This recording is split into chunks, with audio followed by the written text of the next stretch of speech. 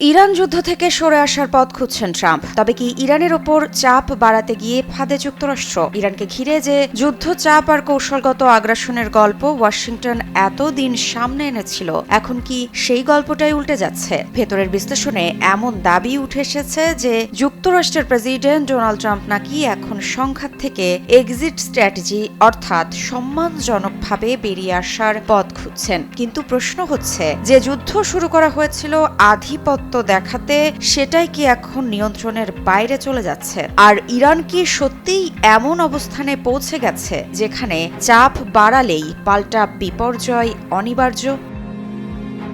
মার্কিন রাজনীতির কেন্দ্র ওয়াশিংটন এখন এক নতুন প্রশ্নে উত্তপ্ত। ইরানকে ঘিরে চলমান সংঘাত কি আদৌ জয়ের পথে আছে, নাকি যুক্তরাষ্ট্র ধীরে ধীরে সেখান থেকে বেরিয়ে আসার রাস্তা খুঁজছে? ওয়াশিংটন ভিত্তিক think tank Quincy Institute for Responsible Statecraft এর ভাইস প্রেসিডেন্ট তিত্রা পার্সি এক বিশ্লেষণে দাবি করেছেন, মার্কিন প্রেসিডেন্ট ডোনাল্ড ট্রাম্প এখন ইরানের বিরুদ্ধে চলমান কৌশলগত সংঘাত থেকে এক্সিট স্ট্র্যাটেজি খুঁজছেন। কারণ যুদ্ধটি যে ফল দেবে বলে আশা করা হয়েছিল, বাস্তবতা তার থেকে অনেকটাই আলাদা। পার্সির মতে, ট্রাম্প প্রশাসন বুঝতে শুরু করেছে এই সংঘাত সহজ নয়, বরং আরও গভীর জটিলতার দিকে যাচ্ছে। ইরানের ওপর চাপ বাড়ালেই যে প্রতিক্রিয়া আসবে তার খেসারত যুক্তরাষ্ট্রকেও দিতে হবে। বিশেষ করে মধ্যপ্রাচ্যে অস্থিরতা ছড়িয়ে পড়লে পুরো অঞ্চলের অর্থনীতি বিপর্যয়ের মুখে পড়তে পারে। বিশ্লেষণে আরও বলা হয়েছে, ইরান ইতোমধ্যে পাল্টা আঘাতের সক্ষমতা প্রদর্শন করেছে। তারা এমন কৌশলগত অবস্থানে পৌঁছেছে যেখানে সংঘাত বাড়লে পারস্য উপসাগরের বাণিজ্য ও তেল সরবরাহ মারাত্মকভাবে বাধাগ্রস্ত হতে পারে, যার সরাসরি প্রভাব পড়বে বৈশ্বিক অর্থনীতিতে, এমনকি মার্কিন অর্থনীতিতেও।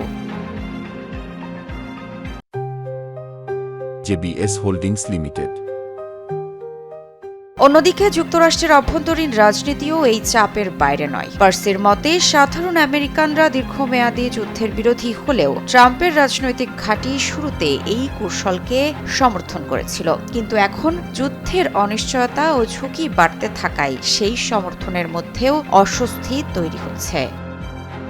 সব মিলিয়ে বিশ্লেষকদের মতে পরিস্থিতি এখন এমন এক পর্যায়ে পৌঁছেছে যেখানে ওয়াশিংটন যুদ্ধ বাড়ানোর চেয়ে বরং কিভাবে সম্মানজনকভাবে সরে আসা যায় সেই এক্সিট প্ল্যান নিয়েই বেশি ভাবছে। আর সেই প্রশ্নই এখন বড় হয়ে উঠছে, ইরানকে ঘিরে শুরু হওয়া এই চাপ কি শেষ পর্যন্ত যুক্তরাষ্ট্রের জন্যই নতুন কূটনৈতিক ব্যাকফায়ারে পরিণত হচ্ছে?